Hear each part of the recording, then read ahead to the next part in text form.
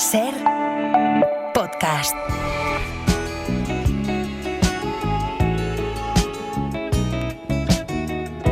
You're looking kind of lonely, girl. Would you like someone new to talk to? Oh yeah, alright. I'm feeling kind of lonely too, if you don't mind. Can I sit down here beside you? Oh yeah, alright.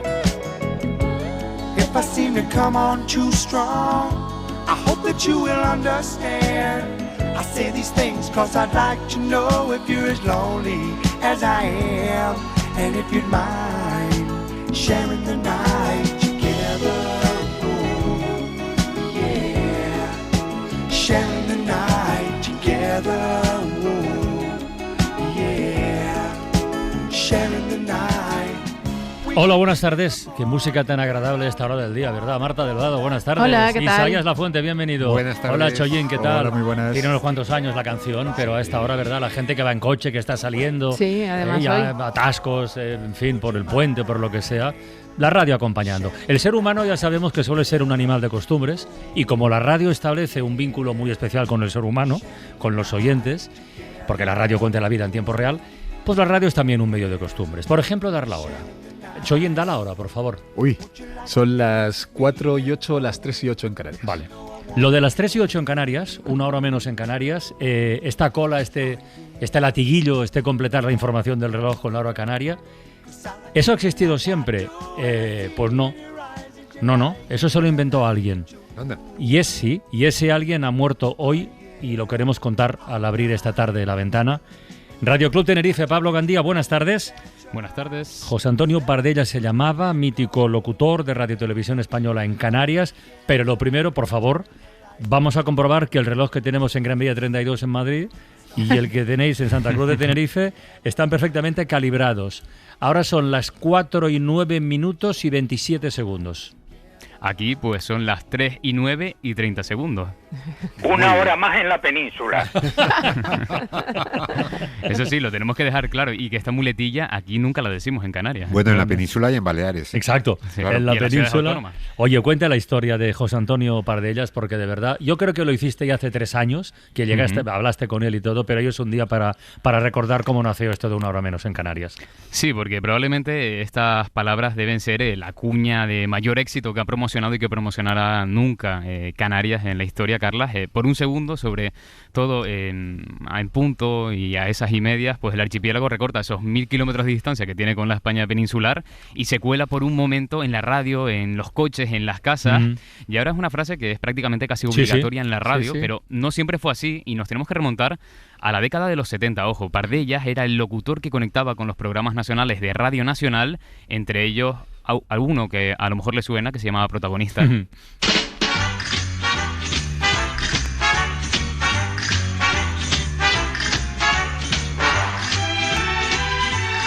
Con Luis del Olmo, por supuesto, con su voz entonando ese mítico saludo de Buenos días, España, les habla Luis del Olmo. Buenos días, España. Pero ¿qué pasa? Cuando daba la hora, no se la estaba dando a todo el país, o eso por lo menos pensaba Pardellas, y empezó a repetirla una vez y otra, siempre que entraba en el programa, hasta que finalmente...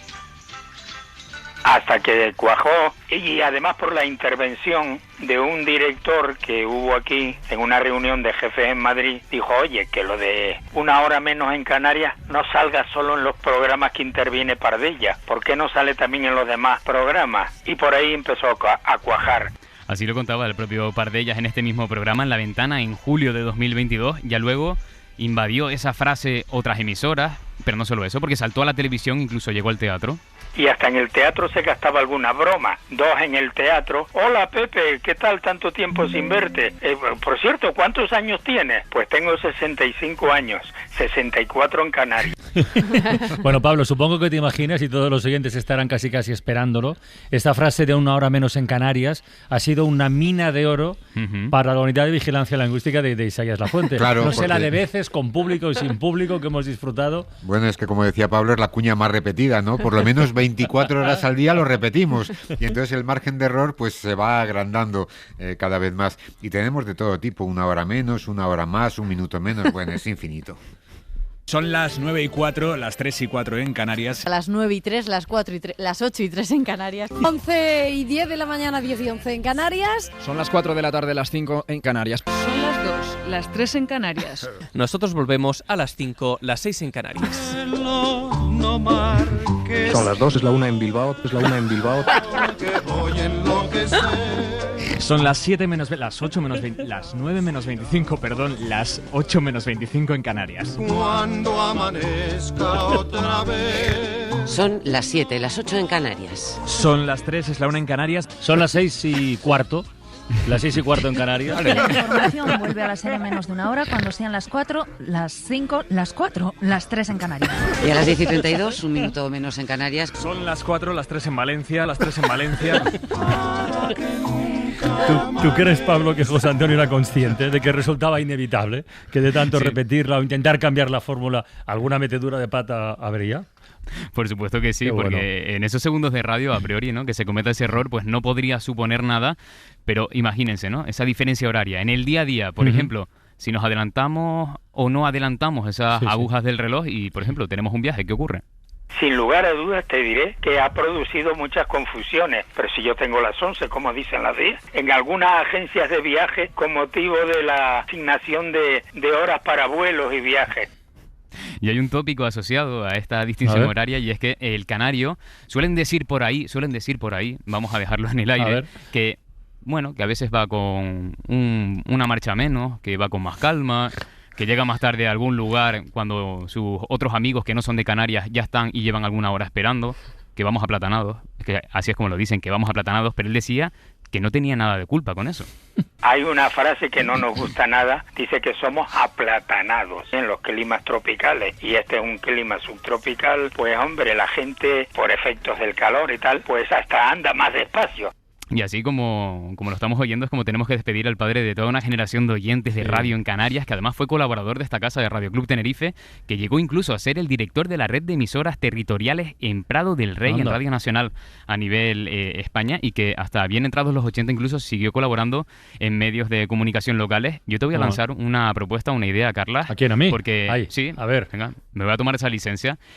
Ahora son las 3:14 minutos, una hora más por allí. Sí, por allí. Dentro de unos dentro de unos minutos tendrás que dar paso al boletín de las 5, de las noticias, una hora menos en Canarias, ¿no? Y que va a sonar así. Son las 5 de la tarde, las 4 en Canarias. Son las 5 de la tarde, las 4 en Canarias. Son las 5 de la tarde, las 4 en Canarias. ¿Qué te Son parece las 5 de si la tarde. hoy lo haces a la inversa? Si, por ejemplo, dices esto. Son las 4, una hora más en la península. ¿Lo comprarías eso? Bueno, tendría que pensarlo. De entrada hay que añadir a Baleares y las ciudades autónomas. Eso es, Ceuta y Melilla también. Sí, por supuesto. Y por cierto, decirle a Isaías que no hay ningún corte de ningún canario que haya trabajado en esta emisora que haya cometido el error con eso de las horas, porque aquí pues no tenemos errores en cuanto a las horarias se refiere, ¿no? Hay veces que hemos recogido incluso errores en Madrid y dices, ¿y por qué? Digo, en la emisión local de Madrid. ¿Y para qué hay que contar la hora de Canarias en la emisión local de Madrid? Pero bueno, lo tenemos tan grabado a fuego todos los que trabajamos en la radio que ya damos una hora y la hora... Yo os diré una cosa que además yo creo que la he contado alguna vez, pero aprovecho para repetirla. Cuando a mí me proponen venir a la SER a hacer el Hoy por Hoy, os juro, de verdad, por lo más sagrado, que uno de los motivos que más me ilusionaba es poder decir son las 7 de la mañana a las 6 en Canarias. Oye, toda la vida escuchando a Iñaki, a Luis, toda la gente diciendo me hacía una ilusión, yo que venía de Reus. Y coño, pues mira, al final lo he podido decir muchas veces. En lo que hemos escuchado hay dos montajes míticos. Uno es el de Monse, que dice 1 minuto menos en Canarias, que yo creo que es el uso horario más ajustado de los que hemos dado. Bueno, no, salvando el tuyo, que dices son las 6:15, las 6:15 en Canarias. Claro. Y que si no eso, son ahora, dentro de un rato lo serán. Vamos a ver si cambian finalmente la hora estacional que está sobre la mesa y si eso unifica, ya veremos. Pero de momento hoy queríamos contar esta historia y Pablo, muchísimas gracias por compartirla, compañero. Muchas gracias, compañeros. Hasta luego. Cuídate mucho, no des más la hora ya. Bueno, y si la radio es un medio de costumbres, como dar la hora, que lo es, la prensa verdad quiero decir, nos cuenta el mundo a través de la palabra, que es maravilloso, y de la imagen. Y hoy hay una imagen en la portada del País que cumple aquello de que vale más que 1000 palabras. Es la imagen de una chica pelirroja, 22 años, venezolana de origen, enfermera, que ya tiene papeles para poder trabajar legalmente.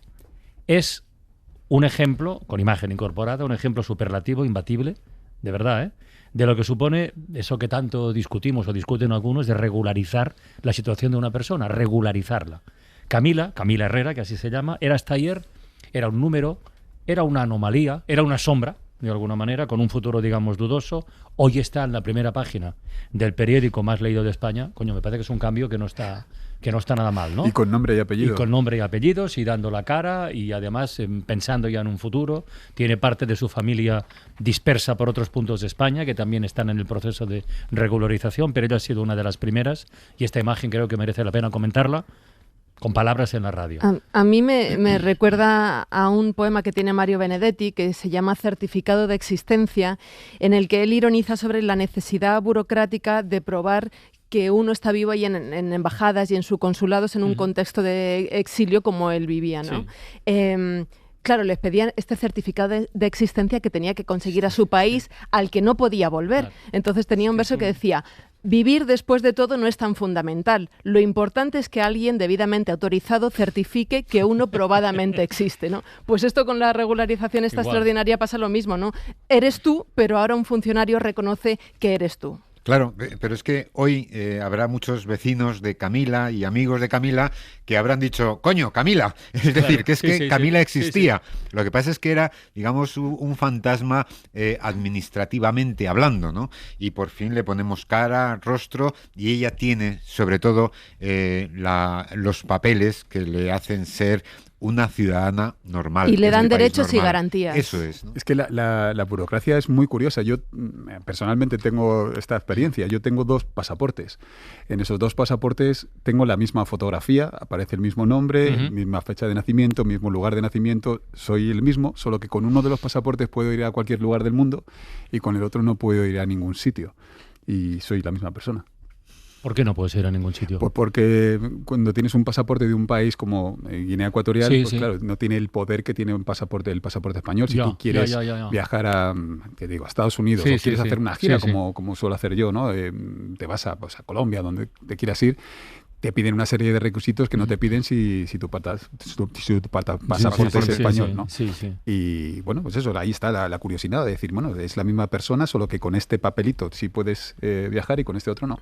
Papeles y personas, que empiezan por P las 2. Por cierto, el país cumple 50 años, por si alguien no se ha enterado. Estos días hay fiestas y conmemoraciones de todo tipo y tal. Javier Cercas, por ejemplo, ha escrito un libro titulado El periódico de la democracia, donde cuenta anécdotas y algunas muy chulas. Y comparte reflexiones de su relación con el país. Está muy bien, ¿eh? Yo creo que un día de estos hablaremos con él aquí en La Ventana. Pero antes, este fin de semana en Matadero, en Madrid, el Matadero se llena de actividades. Y entre esas actividades, atención, el sábado, a vivir, que son 2 días, de 9 de la mañana a 10:30, 1 hora menos en Canarias, aunque aquí no toque decirlo, de 9 de la mañana a 10:30, edición especial con Javier del Pino y compañía. Los y las oyentes que queráis asistir podéis pillar la entrada en la web del País, desde ya está abierta. Y si se agotan, tranquilos y tranquilas, porque ahí habrá un sistema rotatorio o como sea, nos han dicho, para poder acceder. Pero así como para comenzar la cosa, buscar la entrada en la web del País, que ir a ver a los de la Vivir en directo siempre es una gozada. Y a todo esto, hablando de los 50 años del País, ¿os acordáis, no?, de que Luz Sánchez Mellado se marchó el martes pasado de La Ventana diciendo, voy al café de los fundadores del país, no sé qué me voy a encontrar? Yo le dije, ¿estará Cebrián? Ay, no lo sé. Se turbó un poco y tal. Bueno, hoy sí se turbó.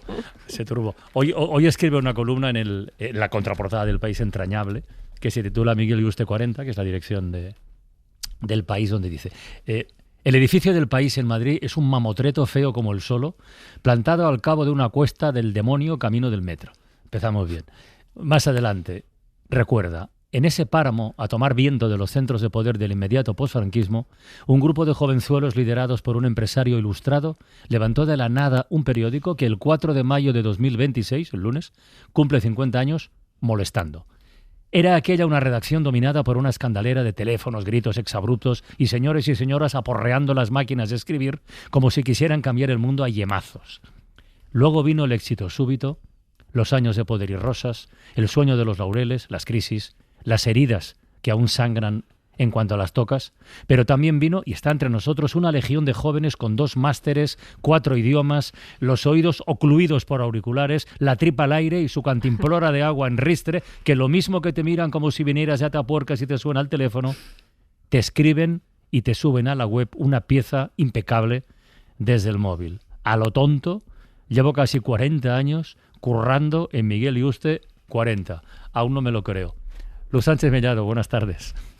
Hola, compañeros, buenas tardes. ¿Ya te lo crees o no? Sí, te lo crees. Bueno, me lo creo. Cada mañana me levanto, no sé, pellizcándome y bueno, maldiciendo y bendiciendo que tengo que ir otro día más a Miguel Yuste 40. Maldiciendo, bendiciendo, maldiciendo, bendiciendo, ¿en qué porcentajes? Bueno, maldiciendo porque hay que trabajar.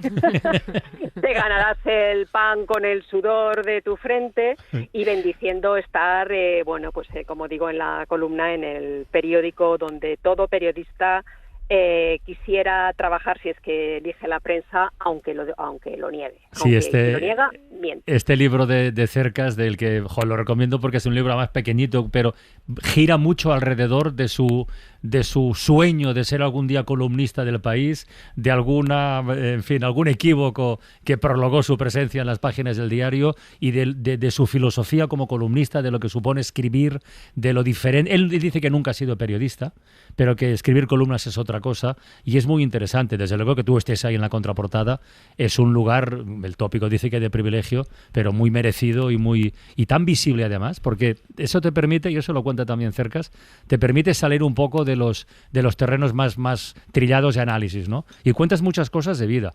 Y en este artículo de hoy, en esta columna, estás contando una historia de vida de mucha gente y de épocas muy distintas. Por eso he dicho que es una columna entrañable, que no sé si te habrá gustado, pero a mí me ha gustado calificarla así. Bueno, yo estoy contenta porque mis compañeros, los aludidos, digamos, pues se han sentido retratados. Retrato un poco 4 pinceladas de esa primera generación de fundadores con las que fui a tomar café el otro día y que estaban emocionadísimos, de volver a reunirse, ¿no? Hablo también de las heridas, porque un médico de comunicación que aguanta vivo y molestando durante 50 años, pues también hay roces, hay heridas, hay desencuentros, hay periodos de éxito, hay periodos de crisis, pero realmente yo creo que sigue siendo una suerte y un privilegio poder publicar en sus páginas y también, como dice Cercas, él no es periodista, claro, habría que establecer qué es un columnista y qué es un escritor de periódicos, ¿no?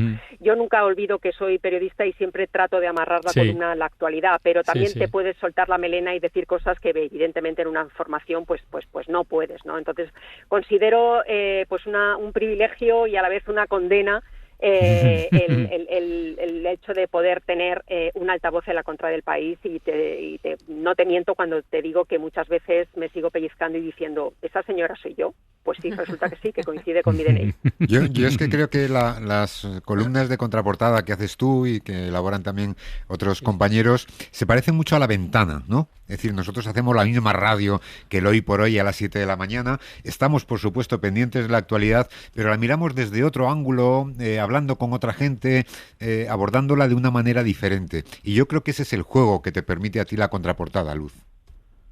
Sí, bueno, la verdad es que, insisto, yo creo que hay muchos estilos. De hecho, si vamos a los columnistas de contraportada del periódico, son 7 días a la semana, somos 7, ¿no? Y ya con eso ya son 14 ojos mirando la actualidad desde su punto de vista, ¿no? En ese sentido, pues los hay escritores puros y duros, los hay como Cercas un poco también analistas y en el caso de por ejemplo, Rosa Montero y yo, Raquel Peláez, que es la última incorporación a estos 7, pues somos a lo mejor más periodistas, estamos más influidos por la actualidad. Pero en ese sentido yo lo que quiero y lo que aspiro es a que se puedan leer dentro de 3 meses o incluso un año y no pierdan, digamos, interés, pero a la vez que estén profundamente enraizados a la realidad. Y lo que hacemos en La Ventana es mirar la vida, y lo que yo trato de hacer en mi columna es mirarla y dejarla en 330 palabras en el periódico y unas 400 en la web, que eso es una tortura. Sí. Y reto a cualquiera a resumir 40 años que lleva en el país o 50 años que lleva el país en el kiosco en 400 palabras. A ver si me aguantáis el pulso. Luz, ¿qué recuerdas de esa Luz de hace 40 años que va por primera vez a Miguel Yuste 40? Pues que tenía un morro que se lo pisaba, que era una inconsciente absoluta, y que se le apareció la Virgen o el patrón de los periodistas, porque yo llegué a ese Miguel Yuste 40, que ahora, como digo, la columna es un barrio, incluso puede parecer alternativo y cool, con mucho loft, mucho cafetería de diseño, pero aquello era un páramo industrial. Llegué y me abrió la puerta, estaba Pedro, que es un recepcionista histórico del país, y me dijo, buenas tardes. Digo, bueno, yo es que vivo en Alcalá de Henares y me gustaría, pues no sé, soy periodista, estoy estudiando periodismo y me gustaría poder hablar con alguien para ver si puedo enviar algún tipo de información. En Alcalá de Henares se da el premio Cervantes, están los Paracas, en fin, hay cierta vidilla cultural, y resulta que se me apareció la Virgen en forma de Sol Fuertes, que era la jefa de la sección de Madrid en aquella época, y resulta que se estaba poniendo en marcha el suplemento de Madrid, y hasta hoy esos milagros hoy no pasan, y hoy los de los másteres, los de los idiomas y los de la tripa al aire y el móvil en ristre, pues les es muchísimo más difícil poder acceder a un puesto de trabajo, no solamente en el país, sino en cualquier sitio, en cualquier medio de comunicación, y por supuesto la selva es mucho más dura. He recordado que el otro día, a ese café de la comida de fundadores a la que te sumaste al salir de La Ventana... Que fue Cebrián, ¿eh? ¿Has visto que la foto? Sí, he visto la fotografía, he visto la fotografía. El director de 1976, sí. Juan Luis Cebrián, y está el de 2026, Jan Martínez Arens, al que mando un saludo convenientemente para hacerle la pelota con él. Es que hay un párrafo en tu columna de hoy. Dice, entre los fundadores había de todo, de notables hijos del régimen y progres de barbas bíblicas y faldas hippies, a un motorista analfabeto al que cuando iba a recoger el artículo de algún columnista de barrio fino, le salía un vecino armado con un bate al grito de comunistas hijos de puta. O sea, rigurosamente cierto. Ya. Para eso sirve, Carlas y compañeros, para eso sirve ir a los sitios. Efectivamente. Porque dices, qué pereza ir al café. Pues resulta que en ese café se me presentó Pepe Blanco, que así se llama ese motorista analfabeto, y sé que es analfabeto porque me lo contó él, que tiene 80 años y que cuando tenía 50 fue al país y dijo, hola, me llamo Pepe, solo quiero trabajar, y se le contrató, y iba a recoger los artículos en folios a los domicilios de los señoritos columnistas, en este caso. Cuando digo barrio fino es porque en esos fundadores también había pues gente muy ilustrada. Y el caso en concreto, porque no me cabían las 400 palabras que me contó Pepe Blanco, es que él iba a recogerle el artículo a Carmen Rico Godoy, o sea, un respeto. Sí. Y en el rellano de la casa de Carmen Rico Godoy, me dijo la calle, pero no me acuerdo, pero era un barrio muy bien de Madrid, salía en el rellano un vecino con un bate de béisbol que le abría, que en cuanto él venía, claro, como oía la moto, pues abría la puerta y le decía eso, comunistas, hijos de puta. Y entonces el otro le decía, buenas tardes, caballero, cogía el artículo y se iba.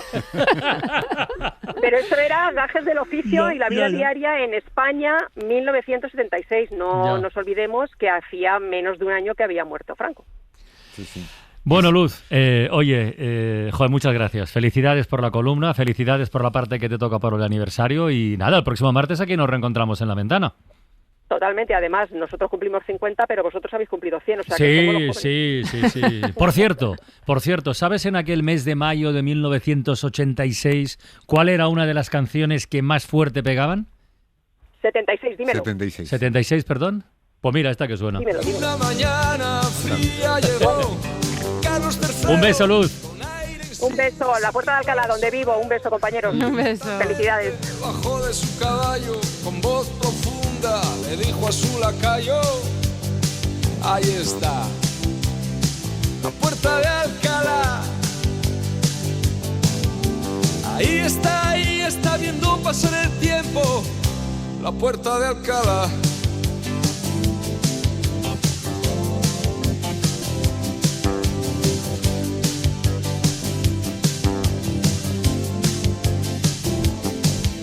Lanceros con casaca, monarcas de otras tierras, fanfarrones que llegan inventando la guerra, milicias que resisten bajo el no pasarán, y el sueño eterno como viene se va, y ahí está, la Puerta de La Ventana, en Ser Podcast. Hoy voy a hablarte de mis héroes que me vieron crecer. Desde el león que se hizo rey hasta la princesa que rompió la ley. Si me preguntas a mí, de ellos aprendí que hay personas por las que vale la pena derretirse. Todo es posible, incluso lo imposible. Las virtudes a veces están bajo la superficie. La belleza está en el interior. Recuérdame aunque te diga adiós. Debo dejar de ser algo que no soy. Llorar me tranquiliza los problemas de la vida. Elimina de tu vida, se elimina tu sonrisa. Hay una lágrima por cada risa. Eres más valiente de lo que crees, porque tenemos que crecer. La segunda estrella a la derecha, todo recto hasta el amanecer. Aférrate a aquello que te hace diferente. Si esperas el momento oportuno era ese. Ohana significa familia, familia, estar juntos siempre. Esta tarde vamos a conjugar en La Ventana el verbo aprender en unas coordenadas muy especiales. A partir de otro artículo, que en este caso publica en el plural el Chollín aquí presente, y que se titula ¿De qué sirve aprender a hacer raíces cuadradas? Que ya es un título llamativo que te invita, que casi te obliga a ver lo que viene a continuación. Y lo que viene a continuación es de entrada una historia de vida, una experiencia personal, cuando el Chollín escribe. El otro día alguien me dijo que teniendo inteligencia artificial en el de los teléfonos móviles, considera incomprensible que pidieran a su hija en el colegio que aprendiera en qué año comenzó la Guerra Civil Española. El comentario derivó en una discusión muy interesante en la que la pregunta central era ¿para qué sirve atesorar conocimiento si puedes acceder a él solo con preguntárselo a una pantalla? A lo que él responde, opinión impopular. A la pregunta recurrente de ¿para qué sirve que nos obliguen a aprender a resolver raíces cuadradas cuando no vamos a usarlas jamás? Yo siempre he tenido la respuesta muy clara. Sirve para entrenar en la búsqueda de soluciones a problemas, así de simple. Cualquier desafío intelectual, por muy fastidioso que nos parezca, aporta. Y dice más adelante, ya sé, habrá quien me lea y diga que hay mejores formas de estimular a chicos y chicas que haciéndolo retener fechas y características de movimientos arquitectónicos, pero esa es otra conversión. Pensar y romperse la cabeza intentando resolver algo que no entiendes sirve. Decirle a la inteligencia artificial que te haga una canción no representa ningún desafío, ni seguro ninguna satisfacción. Entiéndase que no estoy en contra del progreso, ni soy un odiador de la tecnología. Solo me preocupa que deleguemos lo más humano que tenemos, nuestro razonamiento, en un aparato con microchips fabricados a partir de tantalio, niobio y silicio. No sé lo que es el niobio. La inteligencia artificial, concluye, las inteligencias artificiales no son un servicio público altruista. Son desarrollos de megaempresas que invierten cantidades astronómicas de dinero para sacar beneficio. Que ChatGPT te resuma una novela permitirá que sepas de qué va, sí, pero impedirá que disfrutes de la lectura, y las novelas se escriben para eso, para el viaje, no para coger atajos. Joder. Suena mucho mejor cuando lo lees tú. No, pero lo has escrito tú, pero es más, pero está muy, es que es exactamente, mira, esta tarde, por cierto, en Radio Lindo vamos a hablar con una traductora, porque han puesto en marcha una campaña para buscar la certificación de un sello humano de que un libro ha sido traducido por un ser humano, no por inteligencia artificial, que ya está ocurriendo, claro. Lo cual redunda en perjuicio para su oficio, pero no solo en eso, sino que rompe todos los códigos de éticos y del propio encanto que tienen los secretos y los recovecos de un texto escrito por una persona, ¿no? Claro, pero el problema a lo mejor es que va a haber mucha gente a la que no le importe. Ya. Ese es el problema. Ya, que bueno. Está bien, vamos, lo apoyo. O sea, tiene que ser así. Yo creo que debemos intentar cuidar de nosotros, ¿no? A todos los niveles. Pero creo que existen muchas posibilidades de que perdamos porque según veo, que a lo mejor esto no es científico, es lo que veo a mi alrededor, hay como mucha permisividad con esto. Da la sensación de que buscamos ese camino fácil, y ese camino fácil está, pues eso, en pedirle a tu teléfono que haga algo que a ti no te apetece hacer. No que no puedas hacer, no que no seas capaz de hacer, sino que no te apetece.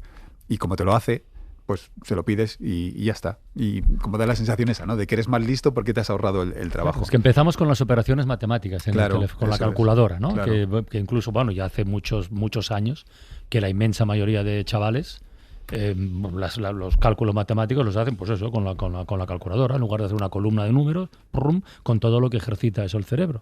Y claro, y de ahí, pues hasta el infinito, claro, no, porque no, en fin. Yo creo que hemos convivido, y yo creo que los chavales hoy también conviven, ¿no? Es decir, los chavales aprenden a sumar, a restar, a multiplicar, a dividir. Lo hacen con una técnica diferente, eso sí. Hay algunos padres que aprendimos a hacer esas operaciones de una manera y ahora parece que les enseñan otra estrategia, pero yo creo que eso en la educación primaria, en la educación básica, todavía se mantiene. Y es verdad que después eso es compatible con que tú sepas mentalmente hacer una cuenta simple y después utilices la calculadora para hacer otras cosas, y a lo mejor un día, aunque hayas aprendido a hacer raíces cuadradas, te olvides de ellas, ¿no? Pero bueno, lo importante es el camino, y en ese camino se aprende. Esto es como subir a una montaña, ¿no? El camino tiene dificultades, pero te va enseñando cosas, y cuando llegas arriba, bueno, pues dices, lo he hecho, pero en el camino has aprendido. Es que no es lo mismo tener la solución de un problema que haber conseguido encontrar la solución del problema.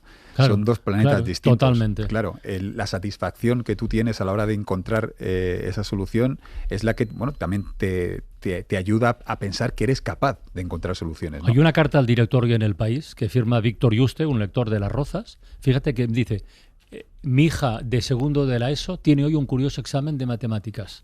Les plantean un ejercicio sobre algo del temario que aún no han visto, para evaluar su capacidad de buscar soluciones a problemas que no les han enseñado a resolver. Muy bien. Eso se llama aprendizaje del descubrimiento. Yo no sabía.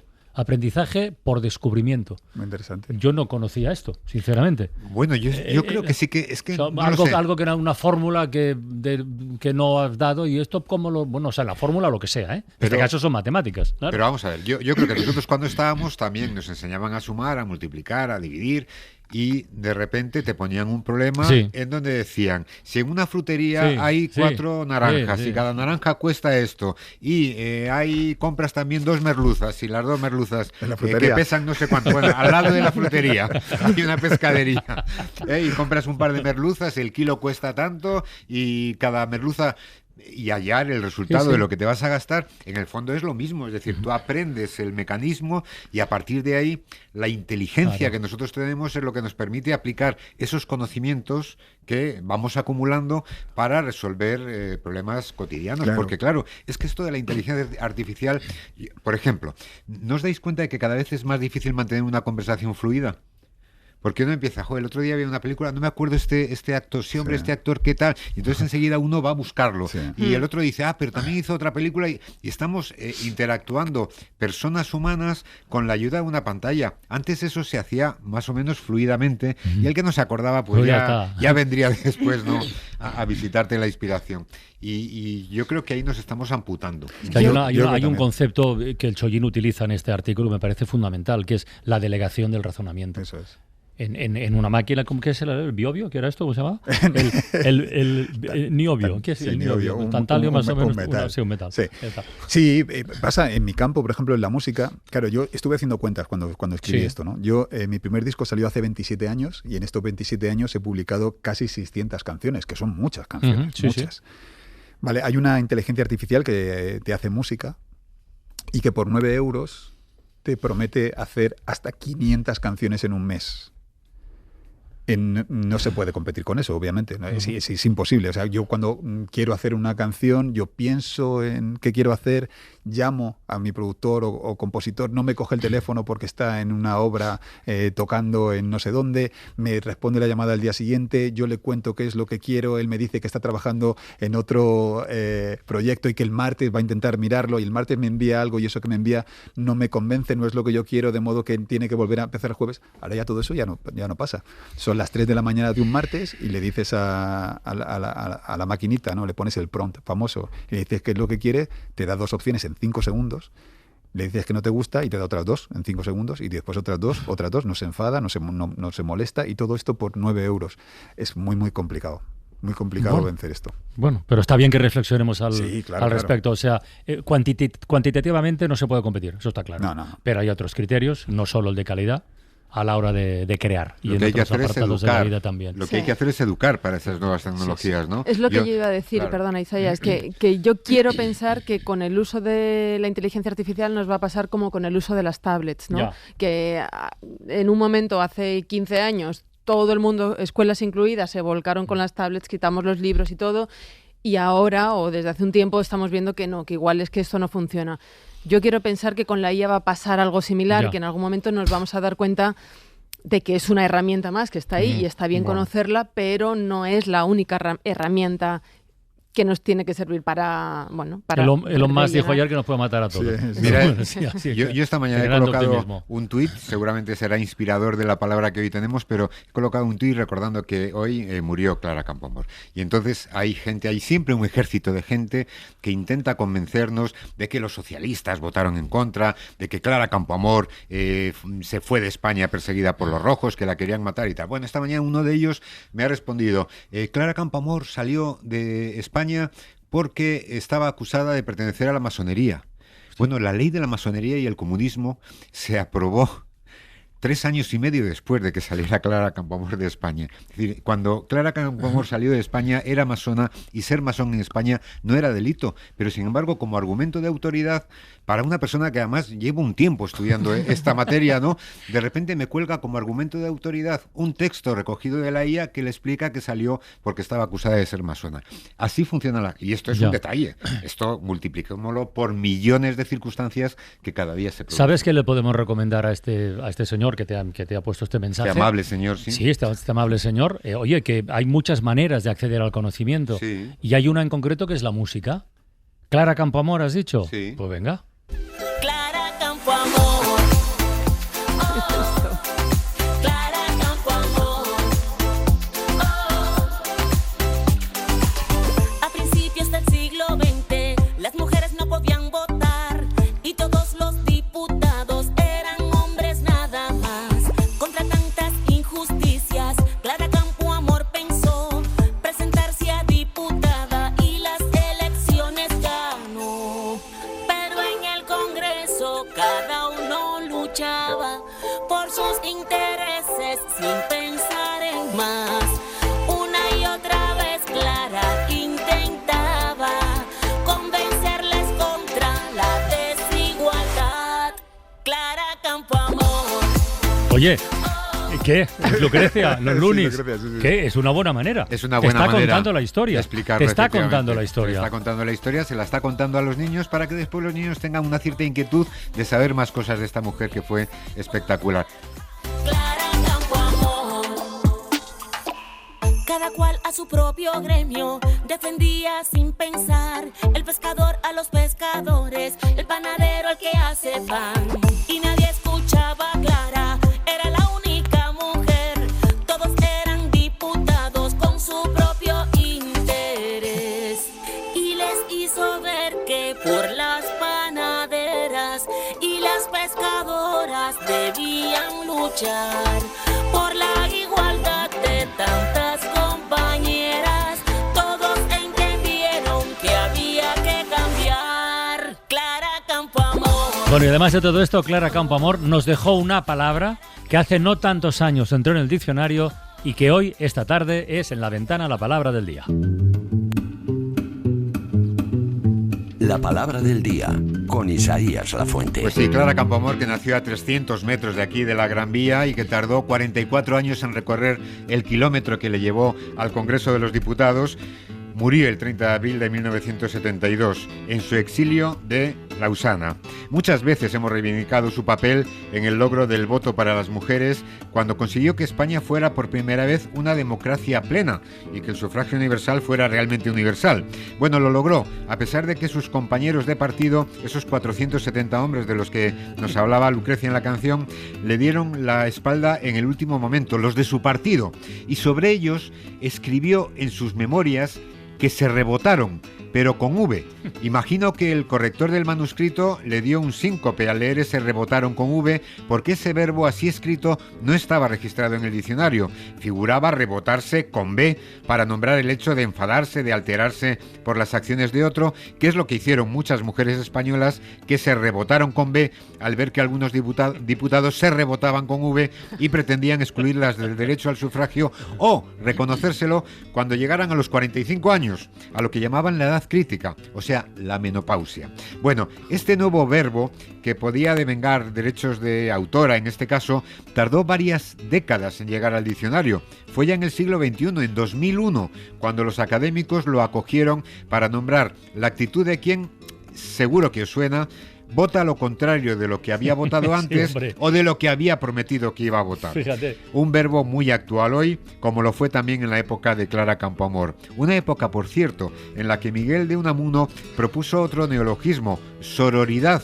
Si ya teníamos fraternidad para los hermanos, sororidad para las hermanas, del que los académicos tomaron nota un siglo después, en 2014, y lo recibieron no como herencia del escritor vasco, sino del idioma inglés. Así de injusta es a veces la lengua, con los poquísimos autores de palabras que podemos identificar con nombres y apellidos. When there is love, I can't wait to talk about it when things get rough.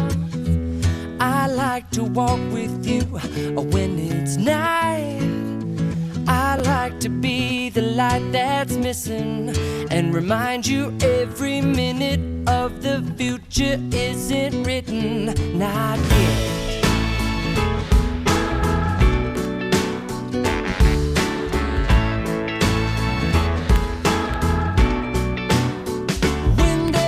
Faltan 7 minutos para que sean las 5 de la tarde, las 4 en Canarias, ya que seguimos asomados a la ventana, hoy con el Chollín como invitado estelar. Estamos Marta del Vado, Isaías Lafuente y un servidor, como casi todas las tardes. Y hoy es el último tren para colarse en la final mensual de audiobiografías. Ay, qué emoción. Y tal como sugerí hace un tiempo, y hoy puedo confirmar, tendremos a final de temporada un movidón, un movidón. ¿Por qué? Un evento con los 10 finalistas... Oh. Con los ganadores de cada mes de las audiobiografías estas de máximo 30 segundos que nos enviáis los y las oyentes de la ventana, y que es un gustazo escuchar. Hoy es el último tren para colarse en la final del mes de abril. Ajá. Mañana empieza mayo, el lunes 4 tendremos una final de esas emocionantes, con sorpresas y tal, lo haremos el lunes. Oye, ahora que tenemos tiempo, yo creo que habría que ir preparando un podcast sobre la dificultad de las votaciones. Sí, porque yo creo que han sido tan divertidas y tan interesantes como algunas de las autobiografías que hemos recibido. Mira, hoy tenemos 1, 2, 3, 4, 5, 6, 7. Venga. Son las últimas que van a entrar en este mes de abril. La primera es de Miguel Ángel y entra en la categoría de los nacimientos accidentados. 19 de noviembre del 80. Mi madre a Zamora no pudo llegar, así que en un pueblecito muy pequeño tuvo que parar. Entre la maestra del pueblo y mi padre, allí mi madre me vino a alumbrar. Fue una alegría en el pueblo y un contraste total, pues ese mismo día había funeral. Luego, creciendo, estudiar a mis padres ayudar. Trabajo de campo y ganado, mucho había que funcionar. Estudiar no quise mucho, así que enseguida me puse a trabajar. En una funeraria empecé mi vida laboral. Aquí llevo 26 años viendo a la gente marchar. He visto muchas despedidas y muchas formas de llorar.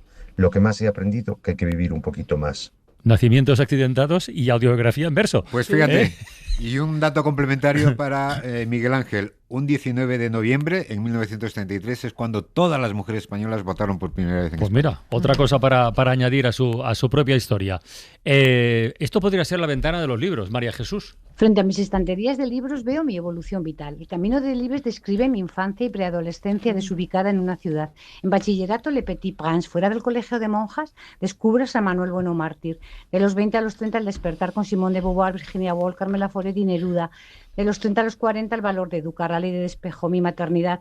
De los 40 a los 60, Donde el corazón te lleve, La sonrisa trusca, Besos en el pan, La caverna. Desde los 60, Marco Aurelio, Ortega y Gasset, Epicuro, Las gratitudes.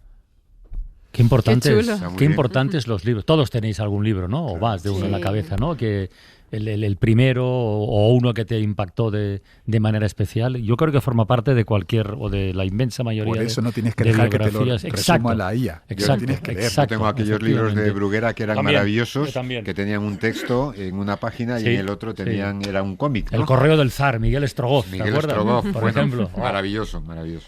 A ver, las fechas. Pueden ser muy especiales, sobre todo si el día, el mes y el año son especiales. Rafa. Nací el 18 de julio de 1975, así que mi fecha venía marcada por la historia de España. Mi abuelo se ganó la vida como maestro rural enseñando a leer y a escribir a personas sin recursos, como a mi padre, condenado a ser jornalero y emigrante desde su origen. Mientras uno me enseñaba la historia para que no se olvidara, mi padre se partía el lomo para que yo estudiara, y estudié gracias a la educación pública de los 80 y los 90 y a la beca del entonces político de izquierdas Isidoro. Llevo 20 años siendo profesor de historia en un instituto público de pueblo, enseñando historia para que no se olvide el pasado y no caigamos en los mismos errores, pero hoy en día con un de TikTok me cuestionan y lo construido se derriba. Ay, cuántas veces hemos denunciado que ocurre esto, ¿no? Y cuántos profesores están hoy jodidos porque les pase esto. A veces no saben cómo combatirlo, pero hay que hacerlo, sobre todo con datos y con datos históricos. Ana María, ganadores y perdedores. Soy nieta de los que perdieron sin morir, hija de un socialista de escaparate y de una mujer hecha de resistencia. He sido camarera, licenciada, artista, teleoperadora, profesora de inglés sin saber inglés, restauradora de pintura, limpié habitaciones que no eran las mías y recepcionista sonriendo en idiomas que seguía sin entender. Fui cantante de un grupo sin saber cantar, artesana y técnica en evitar riesgos, inquilina de 19 intentos de hogar. Y al final lo que soy me lo aclaró un funcionario del INEM con prisa que al ver mi vida laboral me dijo: perdona, pero tú lo que eres es una mujer pa' un pobre. Una mujer pa' un pobre. Viva la delicadeza del funcionario. Y otra vez los funcionarios diciendo a las personas lo que son. Sí, no está mal. No está ha hecho mal. tantas cosas sin saber que la audiobiografía se podía titular "No sé cómo he llegado aquí". Está la categoría de los nacimientos accidentados y hay una subcategoría que serían los embarazos inesperados. Verónica. Estuve en la primera fila de la boda de mis padres, embarazo inesperado. Los vi luchar para darme una infancia feliz. Fui la primera de mi familia en ir a la universidad. Un orgullo, la lucha tiene recompensa. A los 16 años conocí el amor de mi vida. Allí estaba él con su moto, con su chupa. Conectamos. Hoy soy una enfermera cansada, madre de un adolescente, donde las alegrías y las dudas se me presentan a partes iguales. Y sigo junto al chico que conocí el verano de 1997, intentando ser fiel a mí misma. Bueno, pues qué resumen y qué conclusión. Nos quedan 2 audiobiografías y tienen que ver las dos con la huella del franquismo, de la dictadura. María José. Nací un sábado de gloria, con luna llena y temporal. Mi infancia terminó a los 8 años en un internado franquista donde me borraron el nombre y me marcaron con el de bastarda. Aprendí a base de humillaciones y palos que no tenía derecho a entrar en clase por la misma escalera que mis compañeras, ni a llevar el mismo uniforme. Se tenía que notar que no éramos nadie. También que a pesar de ser la más lista, siempre me quitarían un punto en mis notas para no tener que reconocerme como la mejor. No pude cumplir mis sueños, estudiar, ser médico, pero ellas no sabían que nací un sábado de gloria, con luna llena y que me acunó un temporal. Y la última es la historia de Consuelo, pero contada por su hija Silvia. Embarazada de mellizas y con una niña de 2 años, mi abuela esperaba en 1939 un barco en el puerto de Alicante. El barco no llegó. Llegaron los italianos. Mi abuela fue encerrada en un teatro de la ciudad junto a la niña y allí abortó. La condujeron al hospital, donde la atendió un médico condenado a muerte y la separaron de su hija. El médico, además de salvarle la vida, encontró a la niña y se la devolvió. Hoy esa niña, mi madre, empieza a perderse para siempre y casi no me reconoce. De todas estas audiobiografías, 35 que hemos recibido en el mes de abril, el próximo lunes en La Ventana, gran final. Choyen, cuídate mucho. Nos vemos. Para no perderte ningún episodio, síguenos en la aplicación o la web de la SER, Podium Podcast o tu plataforma de audio favorita.